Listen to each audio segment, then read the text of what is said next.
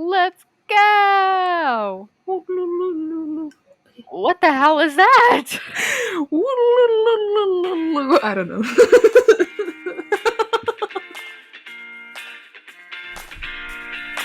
Welcome to the Foolish Wanderers podcast.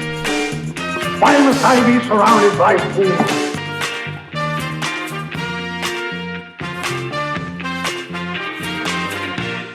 fools? Welcome, Wanderer. Hey, Wanderers! Welcome back to the Foolish Wanderers podcast. The podcast where we talk about anything and everything. Anything and everything in between. And also donkeys. Donkeys? Yeah. When have we talked about donkeys? Never, but we could. Before we get into the main subjects of this video, we're going to start off with Kendra's useless fact of the day. Woo! Alright, today's useless fact of the day is Wimbledon. I should probably get on with it. What does that mean? Okay.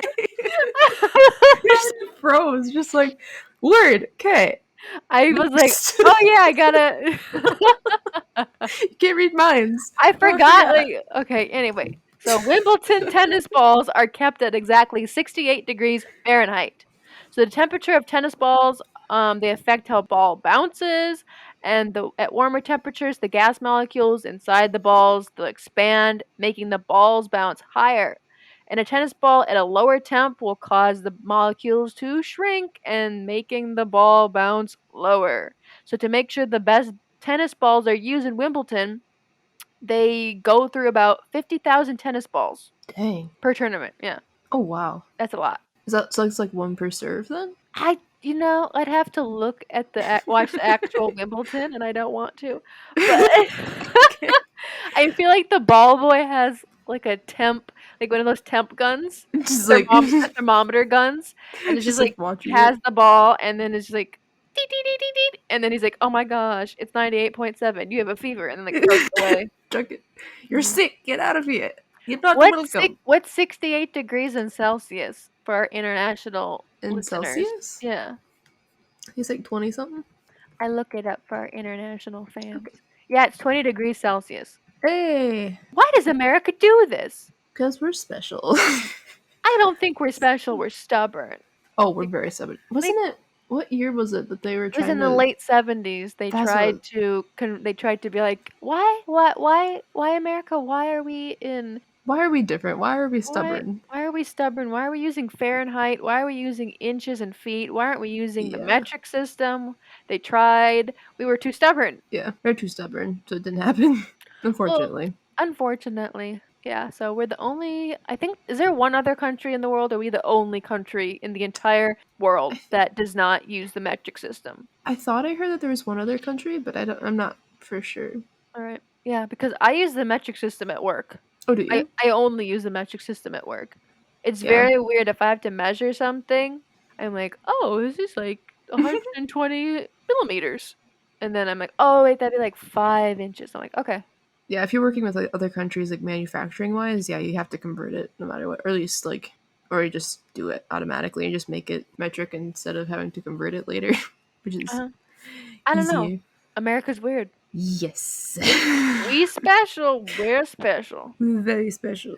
Anyway, people, if you're going to Wimbledon, like, don't watch the actual tennis game. Like, just start counting how many times the ball is switched.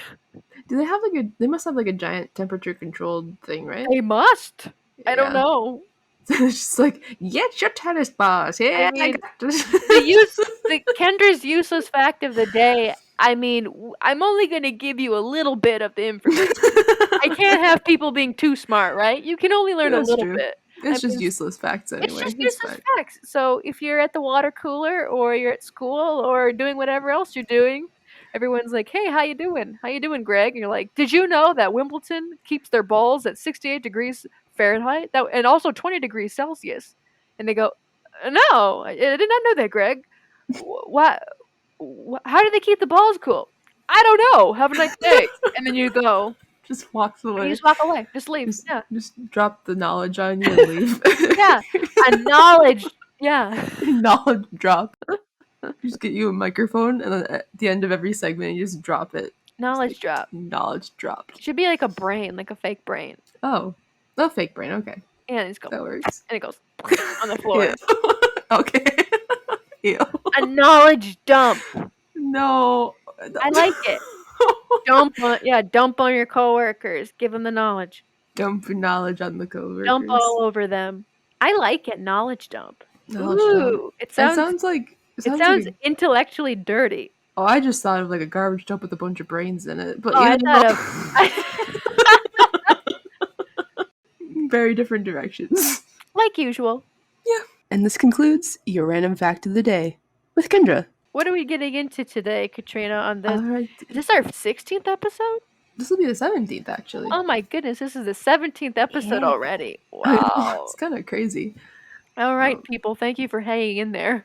Yeah, thank you so much for listening to us thus far. And please don't forget to share it with your friends, your coworkers, and pass it on at the cooler. Just like, hey, listen to this funny podcast. This is where I get all my knowledge from. Share it with your grandma. Your grandma would love this. So our main topics for today are alien pancakes, and then Kendra's going to get into some weird scams, some strange, unusual scams. But first, we're going to talk about the strange encounter of a man that received some interesting intergalactic pancakes from a strange little man. Were they like real pancakes? I have so many questions. I'm just gonna start writing them down. All right, I'll put a picture of these so-called pancakes on Instagram, so that way you guys can like see what we're talking about. And then and then the Instagram, if you guys gotta see, our Instagram is at The Foolish Wanderers Podcast. Yep. Alright, so our first story, we're talking about some alien pancakes. So is it spring or summer? April? Spring, right? I'd say spring, summer in some places, winter in others. It doesn't really matter. Okay, so in April 1961, apparently there was 3 aliens that came to visit a man by the name of Joe Simonton on his farm in Eagle River, Wisconsin. Simonton? Joe Simonton. That's kind of a classy name. Yeah, he was about 60 years old at the time. And basically what happened is this alien ship came down on his farm in the middle of the day randomly. It was like 11 o'clock in the morning, so broad daylight. And apparently he could see into this UFO, I think he said that it had like a clear kind of top, like a window in it, so he could see these people, like these small people, making what looked like pancakes through the window. Wait, what? That's what he claims. Just says, was it like a saucer, like an alien, it was like a flying saucer. Like flying saucer, when then like they had that stupid like bubble top sort of. I think so. I think hat, that's what like dome. I think that's what he said. It kind of changes a little bit. Like it's like UFO, saucer. Depends on which article you read. Okay. But yeah, it's some sort of alien ship. I guess these little people were making pancakes, and so he apparently was like looking at them, and then they didn't really notice him at first. But when they did, I think he said he waved at them, and then they opened up the hatch, and he kind of motioned to the pancakes, and so they gave him a few. He gave him a sack of little pancakes, and then they asked him for water, so he gave him lots of water, and they're like, okay, thanks, and then they left. That was pretty much his encounter. And that's the end of the story? Pretty much. Well, wait a second. So he tried these pancakes, though, and he said that they were the driest, most bland pancakes I've ever tasted. And so, apparently, he took his stack of pancakes for analysis to the Air Force to get them tested, and they took it to a Food and Drug Laboratory of the U.S. Department of Health, Education, and Welfare. Basically, they found that these pancakes were made of hydrogenated fats, starch, buckwheat hulls, soya bean hulls, and wheat bran. So, a very dry, fibrous pancake. Yeah, and that was his encounter. Wait, so we gotta back up because my brain is trying to process this insane claim. Okay. So he's doing farm work. I don't know what that entails. Doing something. It's 11 o'clock. It's too late for pancakes to begin with. Never too late for pancakes. Pancakes are delicious. But it's any time of the day. But I'd be like wouldn't an alien want to be like efficient? Why would they want to be eating pancakes at 11 in the morning? Who knows? That's close to. It's like a brunch. Were they having mimosas too? Did he see them popping champagne in the saucer? Well, I think if they're as health conscious of eating like bran pancakes, I don't think they'd be having mimosas with it. I mean, there's orange juice in there. That's good for you. Kind of. Vitamin C. Depends on how much sugar you put in it. But anyways, yes. So he sees them cooking pancakes. So, did he say what they were actually doing while they were cooking pancakes? What do So, you just mean? like, Just like how did he know they were cooking pancakes? Were like one like pouring batter onto like a griddle, and then the other one was like flipping, and then another alien was like holding a plate, and then they were just stacking the pancakes onto the plate? Or, I mean, how does one like see like someone cooking and they're like pancakes? pancakes. I think, well, in like the short articles and stuff I've read, again, there's not a whole lot on this claim, but I think is like what he said was like one of them was making pancakes and other ones were doing like other testing or whatever, like flying the ship and stuff. There's just, I don't know, they didn't go into detail, like he didn't say like, oh, this one was mixing a batter and this one was flipping the pancake, and he just like, there's like flat little cakes on the griddle, and then he was like, they're pancakes. So technically they could possibly not have been intended for eating. I don't know, but Were they intended? I needed to know what they were intended for. I don't know. I'm assuming So I eating, so were they like but I feel like they were like driving like long distance, like cross galactic planet, whatever, travel, and they were like, mhm. "Hey, Gleep Glop Fleep." They're like, "I'm hungry. Make me a stack." And he's like, "Okay." And he just starts making pancakes, and then they just happen to go past this farmer, and the farmer's like, "Hey, pancakes. I see you making them." So I Like, think and then he motions to them, "Throw me some down," and they do, and he's like, "They suck." yeah. Well, I think part of it too is like they asked him for water, so they must have needed water for something. So I think that's why technically they Were they landed, using but water in their pancakes instead of, like, milk? I have no idea. Are they gonna make more pancakes, do you think? We need more water for these bland, dry pancakes. They're too dry. We need water. Yeah, they're using, like, what, barley? Yeah, it was like beakwood, bleh, Buckwheat, right? buckwheat. Yeah, it's like Yeah, buckwheat buckwheat. hulls, hydrogenated fats, starch, buckwheat hulls, soya bean hulls, and wheat bran.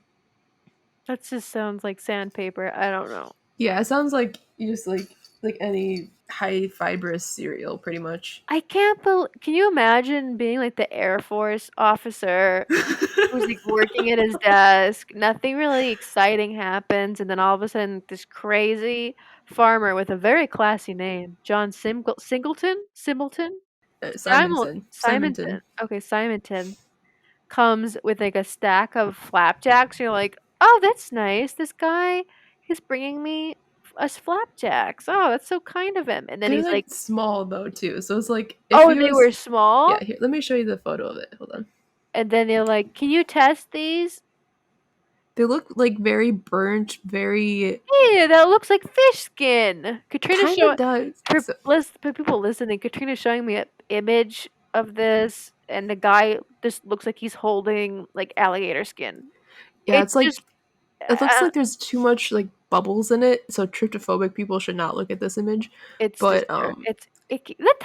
Okay, who looks at this image and thinks it's like a pancake, like a flapjack? It just looks like a chunk of like dry, like dandruff from like a giant. Like it's ew, It's God's dandruff. I don't. ew. It looks gross. That's not a pancake. I don't know. If you saw them cooking it on a grill or something, I suppose that'd give you more insight to that they're Ew, pancake like. ew. And he ate. Wait, and he ate that thing? Yeah, he tasted one. Yeah, he ate one. Ow! But yeah, it's very much, it's very bubbly, very like Ew! burnt looking, very crispy and thin. I would never put that in my mouth. Yeah, no, I don't think I would either. Especially not if something I didn't know gave it to me. Cause yeah, Ugh. So what? Okay, so we're at the end of the story. mhm. So do you think he's lying? Do you think he's lying, or do you think he really had aliens make him pancakes and give him pancakes? Okay, so I'll read you a couple theories that people have suggested. Okay, Okay. so there's four technical theories here. So one, Simonton basically made a hoax and he made up these pancake things, and is saying that he like made up the story. No, Um, not the man with the classy name. No. not him. Wait, a boring farmer in Wisconsin came up with a hoax? What?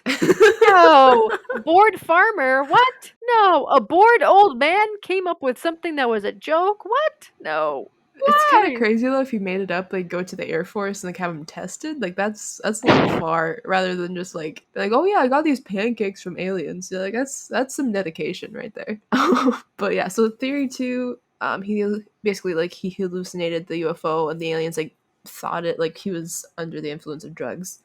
And then they say that while he was in this state, he snatched a pile of pancakes off the window of Miss O'Leary down the lane. So basically stole pancakes from someone when he was intoxicated. That's theory two. Um, Wait. But so if a woman, an old woman named Mrs. O'Leary was making jacked up looking pancakes like that, she needs to be put in jail because those look no. disgusting. No, people gotta see those images. They look disgusting. Yeah, so theory number three is that someone decided, probably human, decided to pull a prank on him, basically dressing up as these aliens, and somehow flew in this craft and made these pancakes for him and gave him pancakes. Also, with that theory, it says, or some sort of psychological propaganda experiment conducted by scientists, the government, Russian agents, the Bavarian Illuminati, etc. Some The what Illuminati? The Bavarian? Illuminati. Bavarian Illuminati? So the Bavarian Illuminati. So Bavaria Yeah. is a region in Germany, Hmm. sort of. I think it's southern Germany. There's a Yeah. southern Germany Illuminati. I have no idea. I like it. I'm writing that down right now. I'm gonna search this later. Okay.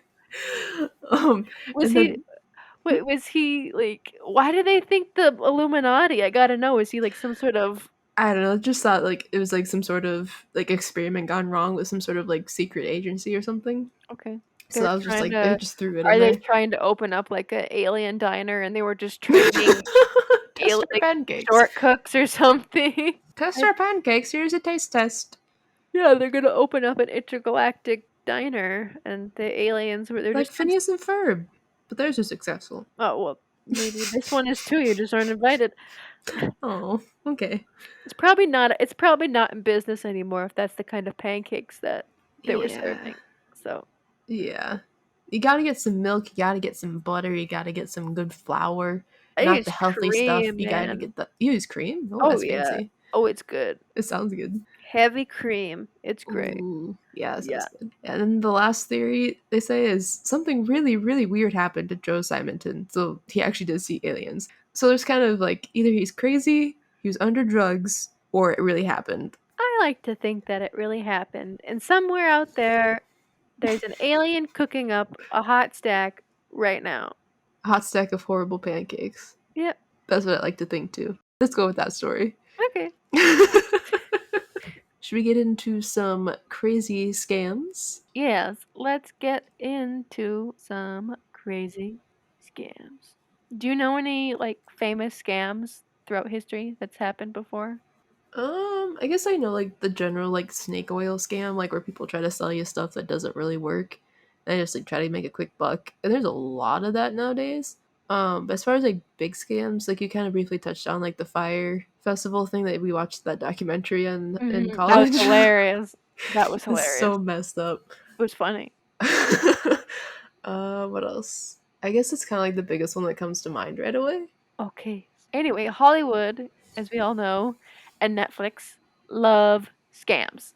Yes. Everybody does. Okay, I got made up a list, so we're gonna get into some of these right now. So, first one on the list, I thought this one was funny. It's selling the Brooklyn Bridge. Oh, I think I've heard of this one, yeah. Okay, yeah. So the Brooklyn Bridge, for anyone that does not know, is a very famous bridge, iconic bridge of the Manhattan skyline. And Manhattan, of course, is in New York. You have a good New York accent. New Get York. some coffee. That's Boston, I guess, isn't it? I That's don't know. Boston. I can never tell. But yeah, they sound the same to me. I'm sorry, don't come for me. I know they're different. We're very Midwestern. We have very Midwestern accents. Yeah, I mean, we sound like cartoon characters. Yeah, so I'm sorry. I'm sorry. There you go. Anyway, yeah, so selling the Brooklyn Bridge. I think that made it better. Okay. That didn't make it better, but we're moving on. Okay. Selling the Brooklyn Bridge. So this is a classic of the scam. It's like the scam world. It's very famous. was first attempted in the 1800s by a very famous con man named oh my gosh, George, not George, Judge. George, Hey, George. George. George C. Parker, who also sold the Metropolitan Museum of Art, the Met, How? What? the Statue of Liberty, No. and Madison Square Garden. It became such a popular trick that it's the origin of this saying. I've never heard this saying, but apparently it's a very famous saying. If you believe that, I've got a bridge I can sell you. I've never heard of that. Yeah, so basically he's just famous for trying to sell New York landmarks. He was hustling. He was He was trying. hustling. So basically, he would set up like fake sales offices, and he'd like forge documents to support his cons. So forging documents is very illegal. Yeah. So yeah, so one of his most popular places was on Ellis Island, where is very famous for where immigrants came into. Mhm. Ooh, Oh wait, yeah. he tried to take advantage of them. Like Yes, sell them. yeah. Oh no. No. Yeah, so his most famous con is selling the Brooklyn Bridge. Legend, I don't think this is real. This is a legend. This is a myth. This is not fact, but it's claimed that he sold it at least twice a week. Oh my gosh. Yeah. So once was for $50,000, and then the new owner would be discovered, who would like discover he was a victim of a con when he was like, but when like the New York City police officers would like stop the new owners from like setting up toll booths in the middle of the bridge Oh my or trying to gosh. deflect traffic from the bridge. You know, you're the new owner. You're like, prancing on the bridge with your forged documents. You're like, hee, hee, hee, hee. Oh I own the no. bridge. I own the bridge. Oh no. I thought that one was funny. I'm surprised he like. How long did it take before he got caught? He finally got caught in 1928. It was his third conviction for conning Oh my gosh. people of Brooklyn, and then he was sentenced to life imprisonment to Sing Sing prison, where he died. And I did not know what Sing Sing meant because I kept seeing like newspaper headlines that said like Mm. Parker goes to Sing Sing, and I was like, "What Sing Sing?" But I was just kind of like, "Oh, it sounds kind of cheery, Sing Sing." I'm like, maybe it's like a theater No. camp or something. But no, it's a prison. But no, he went to prison for conning people. But I thought it's funny because he tried to sell the Met. He sold the Met. Oh my He gosh. sold the Statue of Liberty, Madison Square Garden, and the Brooklyn Bridge several times. Oh my gosh. Like you'd think too, like after you sell a couple times, you're like, okay, before I get caught, I'm gonna like go across like to California or something before I get too stuck in this. Otherwise you're gonna get caught very quickly. I'm glad he did get caught. Yeah, it's fun. Plus, I mean, I don't know how I'm gonna try to use this saying, but I don't really know how I'm gonna use it. But if you believe that, I've got a bridge I can sell you. Basically you're gullible. Yeah. Yeah, that's a fun one. I'm gonna try to use that one. Okay, so the next one on our list is the original Ponzi scheme. Now, Katrina, do you know what a Ponzi scheme is? Isn't it like oh wait, no, that's a pyramid scheme. Not entirely, no. Okay, so a Ponzi scheme is when a person takes money from investors for a fraudulent business product. So the investor, you think that your money that they're going to get paid back in legitimate revenue from the business that you invested in, right? But it Mhm. actually comes from new investors. So it's like a pyramid scheme, so it's like structured like a pyramid scheme, kind of what you were thinking, Okay. right? Mhm. Still confused. No problem. I have more stuff. So let's say a person takes $500 from two first round investors. With that $1,000 pocketed, that person must find another batch of investors to pay at least $1,000 combined in order to pay back the initial investors and hopefully make a profit. So the chain reaction continues to get bigger in terms of people and money invested. Oh, okay. So you're basically getting the second people down the line to pay off the first people Or in line. and then Okay. you're just pocketing. Yes, yes, yes, yes. That's a headache waiting to happen. Yep. And very illegal. Yeah, sounds like it, yeah. Extremely illegal. Anyway, so the original Ponzi scheme, that is a Ponzi scheme. we're going to talk about the OG of the Ponzi scheme. So the Ponzi scheme can best be summed up with the idiom borrowing from Peter to pay Paul. So so that's the idiom for it, borrowing from Peter to pay Paul. Oh, okay. So the man who lent his name to the con was Charles Ponzi, who ranked in an estimated $15 million in 8 months by persuading tens of thousands of Bostonians that he had unlocked the secret to easy wealth. So the moral Yeah, of the he kind of did. yeah, so the end of the story is he did, but he didn't.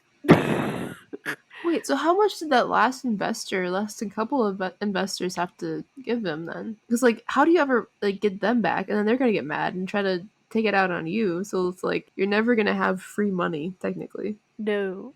Wait, I gotta look all this up now. Okay. You come up with good questions, and then I'm like, shoot. The thing is, you never pay them back. You just are taking. You just lie. Like he would lie and say that he was from Italy because he's Italian. He's Charles Ponzi.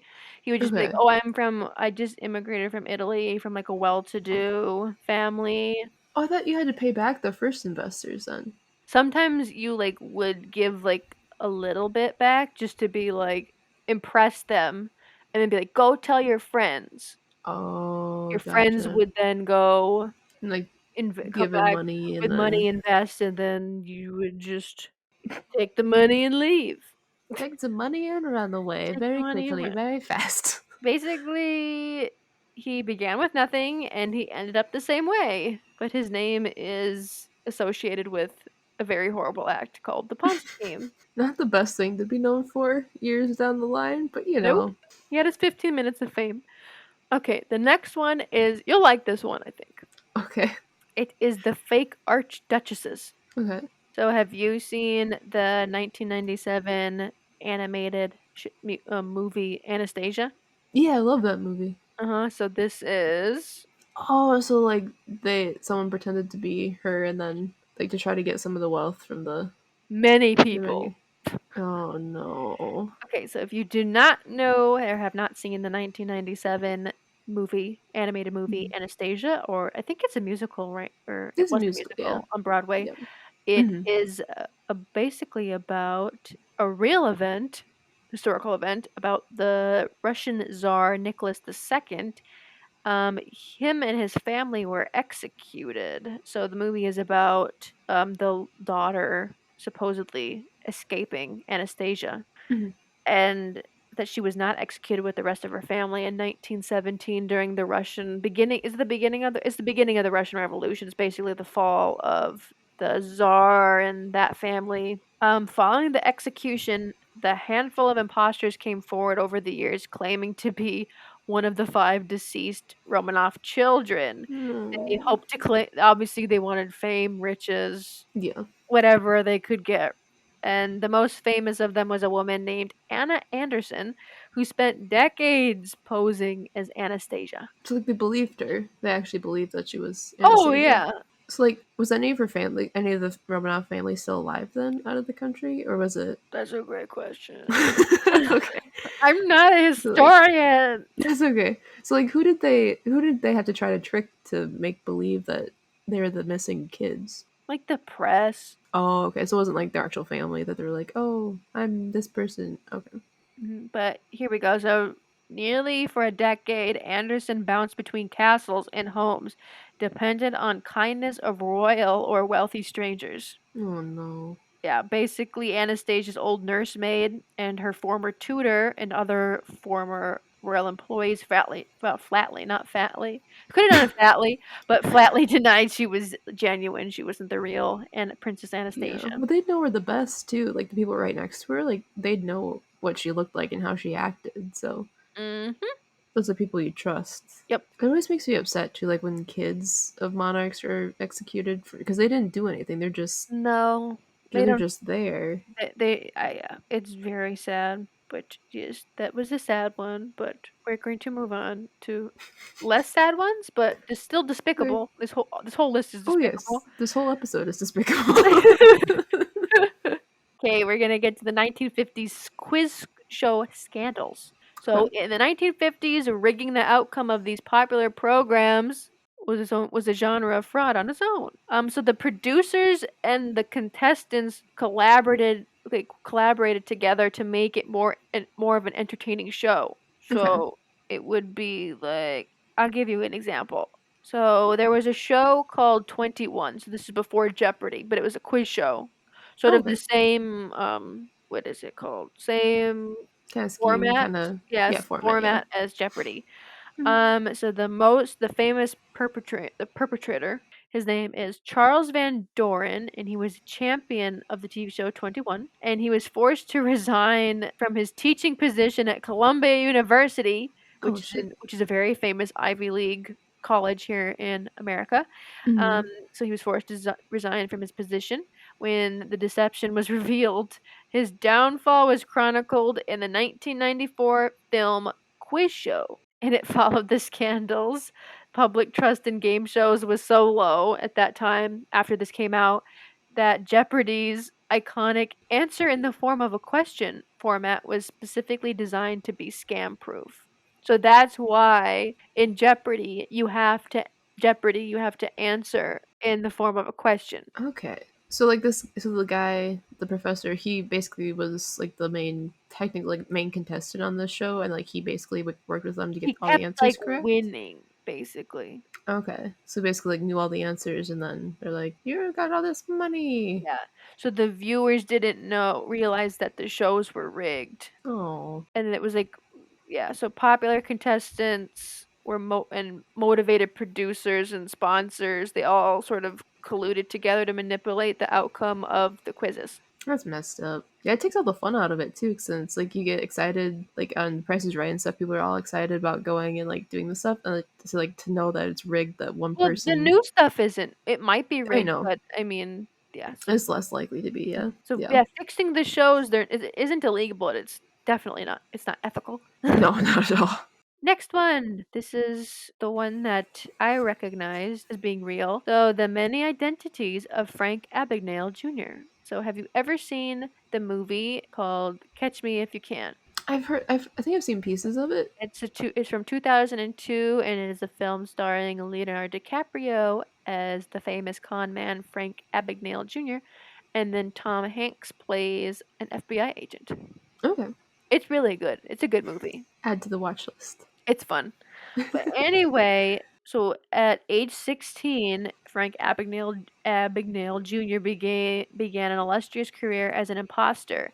He's posed as a pilot, a doctor, and an attorney. Oh wow. He became an expert at forging checks and other documents. And he was arrested at age 21. Oh dang. That's how young, That's much damage. young. That's a That's how much young damage kid. he did in that short time. But he was eventually released from prison early on the condition that he assist the FBI in catching other frauds. So he just like basically wrote fake checks and like pretended to be these people. Yeah, he would like buy pilot outfits and What year was this again? this was in I gotta look. Why wouldn't they have the year in this article that I frickin' why do you keep coming up with answers, Katrina, that aren't in the article? That's my job. And then I have to go on like this witch hunt. And I'm like, where is there? You could have asked any question. You'd be Okay, like, what was why his hair was he color? Is that better? What was his hair brown? color? Okay. Dark brown. Okay. Oh my lord, now I gotta look this up. Oh, what is the damn year? I'm guessing early 1900s. That's my guess. He got caught in 1965. Oh, so it was like in the 50s. It's in Oh, the wait, late it's 60s. in the late 50s to mid Dang. 60s. But He was yes, a he's young kid. famous for impersonating a Pan Am pilot because in that time Oh. Pan Am was sort of the luxury airline to fly on. So he flew as a passenger more than 1 million miles Oh my on more gosh. than 250 flights and flew to 26 countries by deadheading. What does that mean? So deadheading, it's the practice. It's like free of charge. You dress up as a pilot. So if you worked for Pan Am, you could deadhead on flights. Oh, so you got like a free flight to your next Yes. job or whatever. Yep. Okay, yeah, definitely not like an option nowadays because No. low security and everything. Also, as a company pilot, he was also able to stay at hotels free. Oh shit, So that's a smart kid. he's very Dang, smart, very intelligent, and expenses such as food were billed to the airline company. probably eat lobster and steak every night. Oh man. Yeah, so he did impersonate a doctor. So for 11 Oh. months, Abagnale impersonated a chief resident pediatrician in a Georgia hospital under the alias of Dr. Frank Williams. So he actually was in the hospital, like working, giving fake advice, like He fake. was the resident pediatrician. So yes. So he got freaked out because he was scared he was going to get caught. He retired temporarily in Georgia. And then when filling out a rental application, he impulsively listed his occupation as doctor, fearing that his landlord might check with Pan Am if he wrote pilot. After befriending a real doctor who lived in the same apartment complex as Abagnale, he agreed to act as the supervisor of resident interns until at a local hospital until he could find someone else to take the job. The position was not solely administrative, as since claimed, but it wasn't. So how he wrote in his book is that he didn't really have to do anything because there were interns that were eager to impress him or take charge or show that they could do stuff. So he could just be like, "Yeah, just go ahead, do Oh my that." gosh. In the movie, during this scene where he's pretending to be a doctor with the Mhm. interns, he that one of the interns asks him for some advice. He comes over. He's like, "Yes, yes, that looks good. Do you concur, doctor?" And he asks the intern. He's like, "Do you concur?" And the intern's like, "What? What's concur?" He's like, "Do you concur?" The intern's like, "What? Yeah, I concur." But the funny thing is that Frank Abagnale had been watching a TV show about doctors, and the doctor was using the word concur. So he thought, like, oh, since he's a kid, he's like, oh, I'll just use concur. It's link to sound like a doctor. I love that they thought that this kid was like an actual full-fledged doctor, even though he's like obviously younger than them. Yes. That kind of blows my mind. Yep. He didn't have like prosthetics or anything. He just like dressed up as these people, right? Yeah, he just dressed up. Oh my gosh. And people believed him. Some people are like that. Some people have that gift where they seem Yeah, so that's true. trustworthy and honest, and they're able to convince you and everything. Yeah, so thank God he didn't kill anyone, but he did also pose as an attorney. So while posing as a Pan Am first officer, and the name for the officer was Robert Black, Abagnale forged a Harvard University law transcript, and he passed the Louisiana bar exam. He passed it. Where are his parents? Like, what happened to his parents? In the movie, his parents divorce and he Oh. doesn't take it well, so he runs away. That's what the movie portrays. I didn't really Okay. look at his beginning life, but because it's not Mm. exciting. But Well, no, I not mean, nearly. faking the rest of the stuff is fun. Anyway, so he passed as well. He's pretending to be a lawyer. He passed the Louisiana bar exam. He passed it in the Like, movie. actually did? Yeah, in the Like, oh movie, my. they asked him, like, "How did you pass?" Tom Hanks, he's like, "How did you pass?" And he answers, he's like, "Oh, I studied all night," or I studied. He actually studied the law, That's passed it. impressive though. Like, imagine if he used his brain, like his actual intelligent brain, to like do something good. Like, he Well, would have I mean, been. he does at the end when he gets released from prison. He does for the rest of his life. He does help the FBI Yeah, too. but like starting out from like a kid, like you could do so much. Uh-huh. But yeah, Yeah, wow. so once he passed Louisiana bar, he got a job at the Louisiana State Attorney General's office at the age of 19. He is Oh my 19 years gosh. old. He's not 20. He's still a teenager, technically. So, despite failing twice, he claimed to have passed the bar exam legitimately on the third try after 8 weeks of studying. That's crazy. And he spent a total of 8 months as a fake attorney. Could you imagine the anxiety though too that like be running through your brain, like trying not to get caught? I can't imagine, but Mm-mm. I mean, he's had an insane. He was 19 years old. I know that's nuts. You're still a kid too. He's a Dang. teenager. That's cool. So yeah, if you want to watch a good movie, it's a great movie. Catch Me If You Can. It's great. It's got Leonardo DiCaprio, Tom Hanks, and it's got Christopher Walken in it. And he has this stupid, fun little catchphrase of his character. He's like, Okay. Two mice fell into a bucket of cream. The first mouse gave up and drowned. The second mouse struggled so hard he turned that cream into butter, and he walked out. What mouse are you? I have to think about that one for a second. All right, we're gonna move on to the other next one on my list. It's the real Wolf of Wall Street. So it's about the real guy, the real Jordan Belfort, who was based on the movie The Wolf of Wall Street. If you've heard of that, I've heard of it, never watched it. Okay, you'd hate it.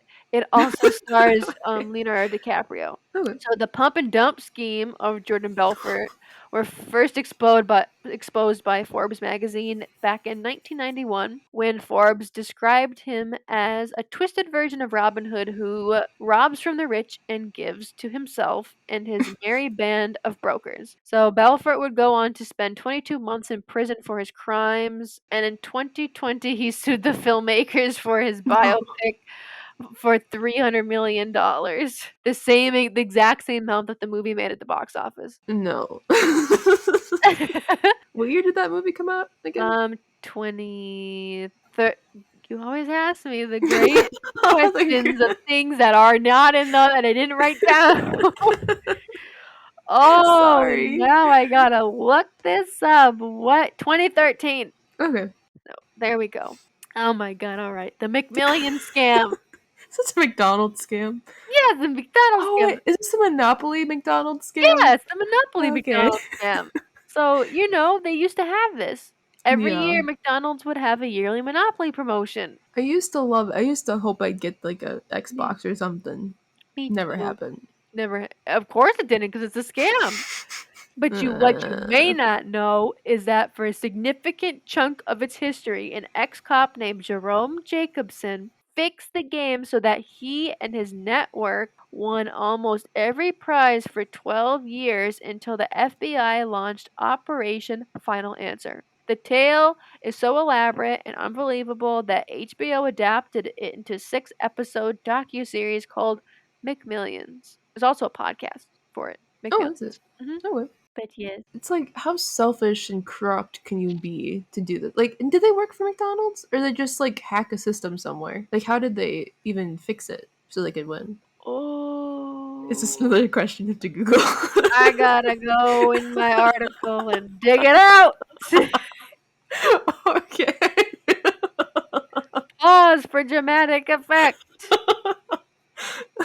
Okay. Just this whole podcast, I'm making you upset. You're like, what is it? I'm like, I won't ask any more questions then. like a test, like a quiz. Oh my Lanta. Now I gotta. Do you want me to look it up? You look it up. Okay. I'll do your job. Do my job for me. Says it was Jacobson who watched the winning pieces being printed, who locked them away in a vault, who sealed them up and tucked them into his vest, and flew from factory to factory to hide them in McDonald's packaging, according to Daily Beast, which looked back on the case years later. Okay, so it says Jacobson went into private security work after having served briefly as a police officer in Hollywood. His connection to the Monopoly game began when he and his wife at the time, Marcia, moved to Atlanta, where she began work as a security auditor. She helped her husband get a job with one of her clients, Dietzler Brothers, which printed the McDonald's game pieces. He later moved to Simon Marketing, a company in the same area that produced the pieces. So he was a shady little shit, and basically when they printed the pieces, he took them and hid them and basically like claimed them as like that's what he won. Evil. Absolutely. He said that soon he started slipping the prize-winning pieces to people he knew, sometimes for profit. His stepbrother, his local butcher, who paid $2,000 for a stolen $10,000 piece. His nephew, who received a $200,000 piece in exchange for $45,000, which is horrific. I also saw that it was like mobsters and other like criminals and of like the underworld, stuff like that. It all these stories horrify me, but I'm also like slightly impressed. A little bit. I'm It makes me sick too. Yeah, I'm like, what? And I'm like, what? You're like, geez, these people are very intelligent, but Oh man. Very You use corrupt. that brain for something else, for something for good, and then you'd be much better off. The world would be better off. Yes. Okay, this next one. I know I said that like game shows today Oh don't no. do What is cheating, it but now? this one did. So, Okay. Who Wants to Be a Millionaire? Cheating This one? scandal. Yeah. Okay. Okay, this one didn't have anything to do with fraud. This is just cheating the rules, okay? Okay. So on the British edition of Who Wants to Be a Millionaire, so not the United States edition that we are very familiar with, Mhm.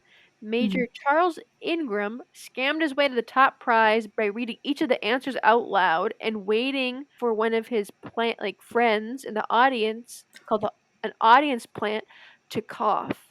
Oh, I've heard that. Yeah. So Okay. when Ingram heard the cough, he'd know that that was the correct answer. Following his 2001 victory, the producers were immediately suspicious.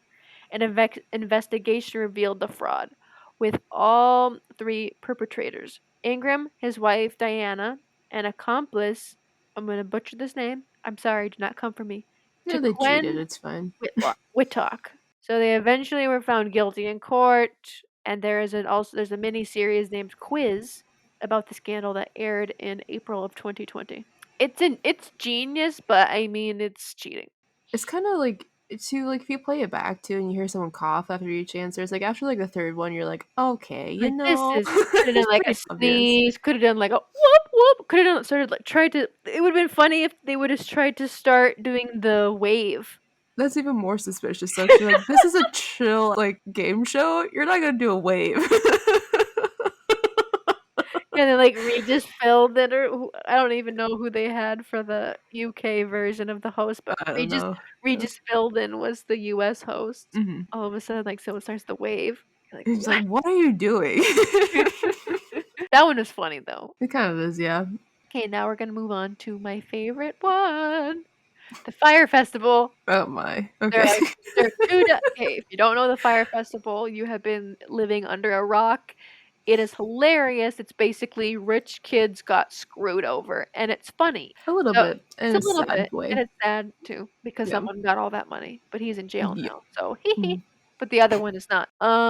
So if you want to watch the two documentaries, there's one on Hulu, and then the other one is on Netflix. Mhm. They're very good, and both are very funny. Yeah, we Okay. watched the one on Netflix in college. Yeah, There was just a whole big like, oh, it it's a was whole. everywhere. It was all over Twitter, Instagram, Mhm. Reddit. It was just fun. It was funny. It's a big trolling thing. Pretty But much, yeah. it was 2017 already. Okay. So we all watched as the 2017 Fire Festival disaster unfolded in real time. Attendees of the festival arrived hoping to document the best weekend of their lives on social media. They were in like the Bahamas, right? Somewhere in the I don't Caribbean, remember. Yeah, some somewhere. island. So unfortunately, instead of parties and musical acts, they ended up tweeting pictures of disaster tents and the infamous cheese sandwich. Do you remember the cheese sandwich, Katrina? Jeez. That's the thing I It remember the most. it was just a styrofoam to-go box, something that looked like lettuce with a big hunk of tomato on the top, and then bread with Swiss cheese slapped onto it. And that was food. That was the catering package or like the food package that they paid for. That was the food that they were given. Okay, so this fire festival was promoted by models and influencers like Kylie Jenner, Haley Baldwin, Haley Bieber, whatever she goes by. People like Mhm. that. And they claimed they had no idea what the festival was going to be. They were just offered an insane amount of money to post that orange tile. Do you remember it was that orange tile on Instagram? They had to like post an orange tile, and all these influencers and famous people were posting like an orange tile, nothing else, and it was like hashtag Fire Festival, and that Okay. was sort of like build up the hype. So it was supposed to be a luxurious experience. Maybe it would have been if founders Billy McFarlane, he's the evil genius, and Ja Rule. Ja Rule's kind of like some has been rapper. Has been is the emphasis. Maybe it would have been a luxurious experience if founders Billy McFarlane and Ja Rule knew how to plan an event that even sort of approximated what the slick advertisements had promised.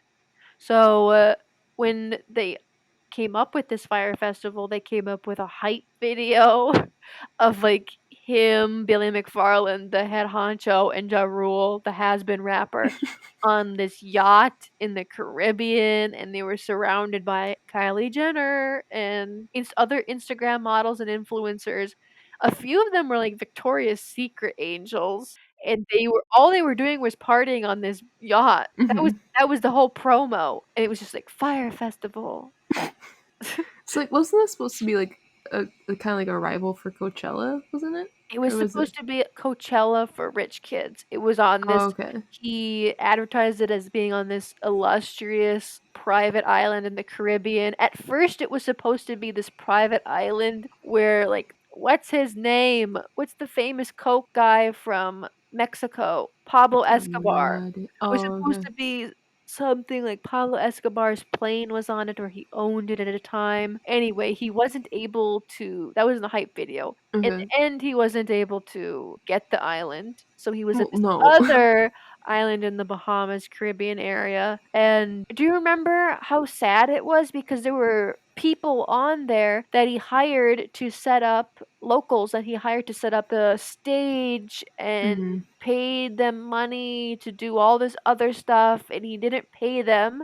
It's sort of like No. a Ponzi scheme, right? Yeah. Where Yeah. he was taking money from all these people, he wasn't paying anyone back. And I remember in that documentary, there was that woman that had that restaurant, Yeah. and she never got made any money. Mm-mm. Like they help build all this stuff with promise to like be paid, like all this. So They it's like gave it's a all poor the island. food money. Yep. Yeah, they gave them It all was these supposed he resources. promised them, like, tourism boost to Yeah. their if they would invest money or give it yeah, and they Hmm. didn't see a dime. Basically, No. these rich children arrived, and they arrived there. They were supposed to get on this like a private, like, trams or something to go to Hmm. their private tents or their villas or whatever they were promised. They got on school buses and they went to the site. The stage wasn't set up completely, and then my favorite part was they had an information hut, and it was do you remember the pictures? It was just like a grass hut, and no one was at the information hut, like, the information signs was, like, falling off, and no one was there, and their tents Oh, God. they used tents for, hurricane disasters. They used Yeah, hurricane disaster tents, and people were, like, fighting over tents, who got what tent, because there and wasn't enough for everybody. no, there weren't enough anything. There were, like, mattresses that they randomly had in, like, shipping containers that people were fighting over. There were cots. Basically, it was a complete disaster, and it was hilarious because all these rich children paid thousands of dollars to get private villas and all, like, private yachts and jet skis and all this other stuff. Were sleeping in disaster huts, and they were complaining. Weren't they like all trying to call their parents right away and like get like Yeah, off the island? yeah, Yeah, it was funny. So they didn't get anything that they were promised, and McFarland was eventually sentenced to 6 years in prison for the fraud. that's it. Yeah, he should be sentenced for more. He Oh, has this other scam, I don't remember what it's called, but it's a credit card scheme. oh, wasn't that before this It was though? before. I don't know if it's Okay, still going, I hope it isn't. It's and wasn't it like basically it was some crazy, like, black card for college yeah? students. He was the same thing. He was advertising luxury, like, exclusive rights to get into clubs, restaurants, hotels, and you didn't get any of it. No, he's For giving him money. just a lying sack of poop. And I like that. I think that's where we should end. All these people are lying sacks of poop. Human pieces of wet What? lettuce. Wet lettuce, yeah. Wet lettuce. Stupid wet lettuce. I like it. I'm done. You're done. All I right. don't know. All right. Thank you guys so much for listening to this interesting podcast. This episode was weird. This That's all I episode. can say. I'm sorry. Please listen to another one. So hope you guys enjoyed listening to our ramblings about a whole bunch of different topics. Anyway, we love getting emails. I love reading them. They cheer me up. So send us an email. If you want to email us, you can email us at fwplisteners@gmail.com. and you can follow us and DM us on our Instagram page at The Foolish Wanderers podcast. and you can watch and make sure you subscribe to us on our YouTube channel. At the Foolish Wanderers podcast. Anyway, guys, thanks for listening, and we will see you next week. Yee. Bye. Yee. Yee. Bye.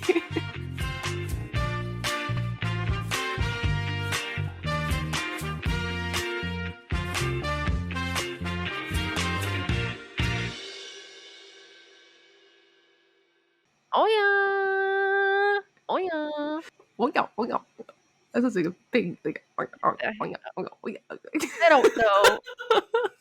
I don't know. It's like an man. Australian pig. I don't know. Australian pigs, they have fangs and want to kill you. Mhm. Oh yeah, oh yeah, oh yeah.